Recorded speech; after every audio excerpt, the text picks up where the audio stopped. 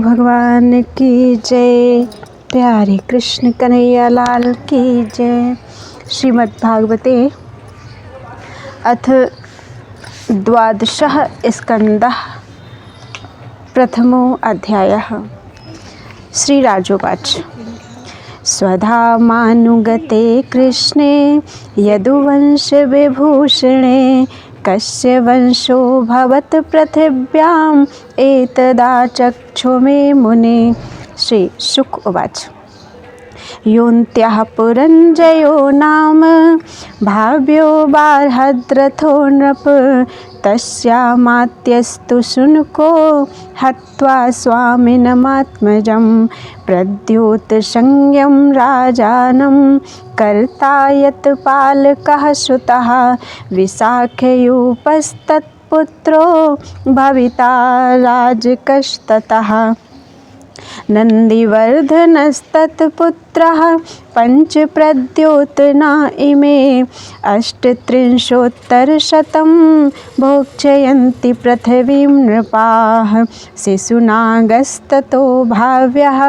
काकवर्णस्तु तत्सुतः क्षेमधर्मा तस्य सुतः क्षेत्रज्ञः क्षेमधर्मजः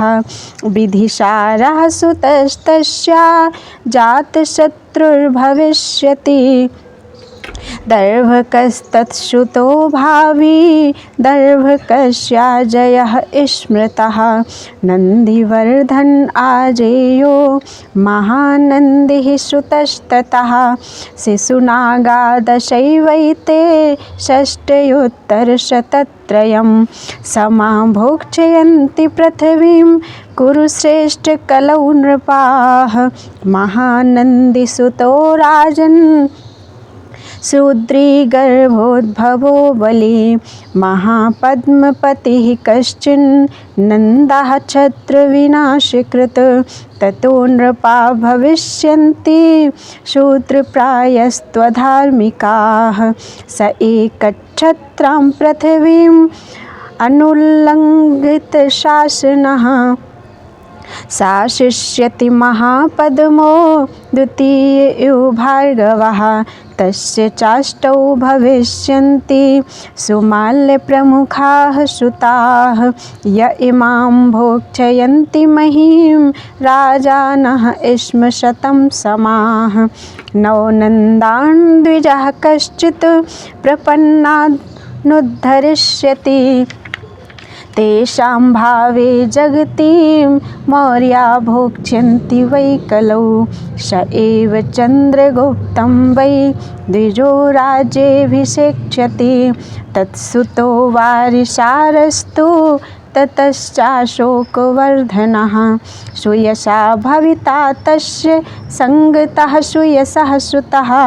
शालिशुकस्ततस्तस्य सोमशर्मा भविष्यति शतधन्वा ततस्तस्य भविता तद्बृहद्रथः मौर्या ह्येते दश नृपाः सप्तत्रिंशच्छतोत्तरं समां भोक्ष्यन्ति पृथिवीं कलौ कुरुकुलोद्भवः हत्वा बृहद्रथं मौर्यं तस्य सेनापतिः कलौ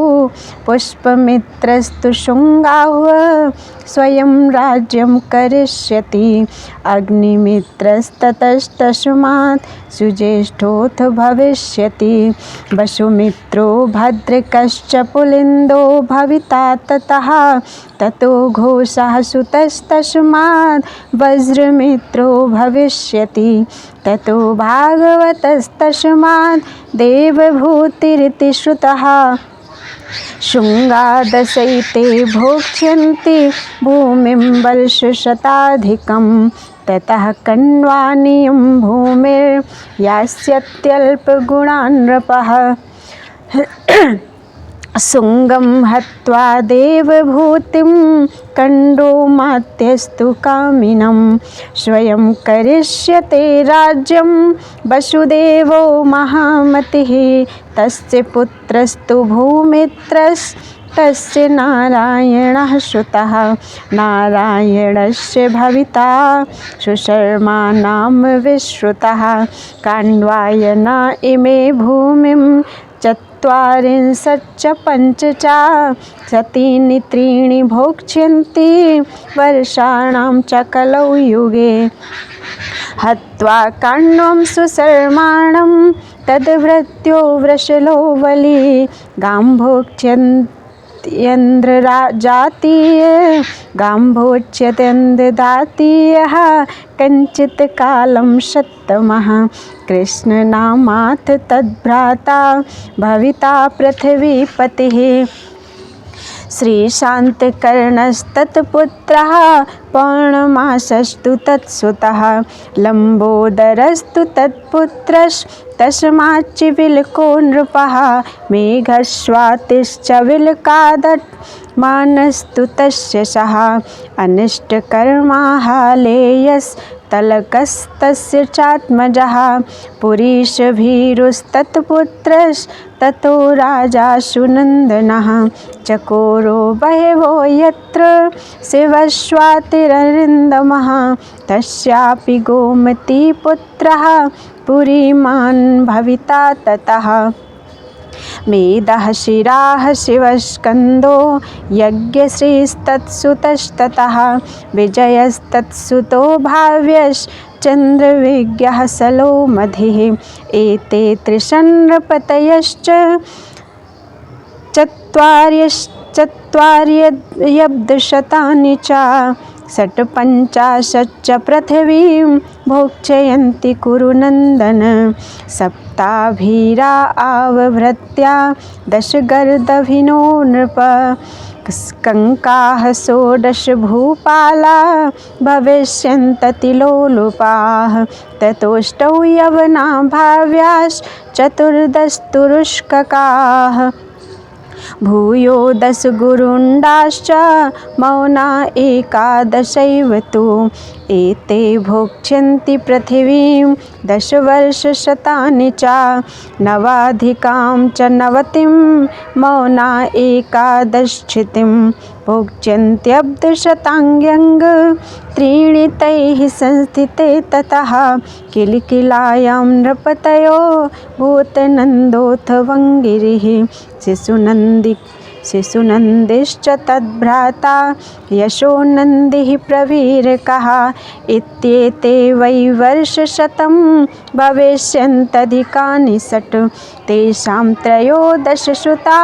भवितारश्च वाहलिकाः पुष्पमित्रोऽथ राजन्यो दुर्मित्रोश्च तथैव च एककाला इमे भूपाः सप्तान्ध्राः सप्तकोशलाः विदुरपतयो भाव्या निषधास्तत एव हि मागधानां तु भविता विश्वस्फूर्जिः पुरञ्जयः करिष्यत्यपरो वर्णान् पुलिन्द्यद्दुमद्रकान् प्रजाश्चाब्रह्म भूयिष्ठाः स्थापयिष्यति दुर्मतिः वीर्यवान् छत्रमुत्साद्य पद्मवत्यां स वै पुरी अनुगङ्गामा प्रयागं गुप्तां भोक्ष्यति मेदिनीम् सौराष्ट्रावन्त्याभिराश्च शूरा अर्बुदमालवाः भ्रात्या द्विजा भविष्यन्ति शूद्रप्राया जनाधिपाः सिन्धोस्तटं चन्द्रभागां कौन्तीं काश्मीरमण्डलं भोक्ष्यन्ति शूद्रा वात्याद्या म्लेच्छाश्चाब्रह्मवर्चसः तुल्यकाला इमे राजन् म्लेच्छप्रायाश्च भूभृतः एते धर्मान्नृतपराः फल्गुदास्तीव्रमन्यवः स्त्रीबालगोद्विजघ्नाश्च परदारधनादृताः उदितास्तमितप्राया अल्पसत्त्वाल्पकायुषः असंस्कृताः क्रियाहीना रजसा तमसावृताः प्रजास्ते भक्षयिष्यन्ति म्लेच्छा राजन्यरूपिणः तन्नाथास्ते जनपदास्तच्छीलाचारवादिनः अन्योन्यतो राजभिश्च क्षयं यास्यन्ति पीडिताः। इति श्रीमद्भागवते महापुराणे पारमहंस्यां संहितायां 12 स्कन्धे प्रथमो अध्यायः। बोलो वृंदावन बिहारी लाल की जय। त्वदीयं वस्तु गोविन्दं तुभ्यमेव समर्पयेत्।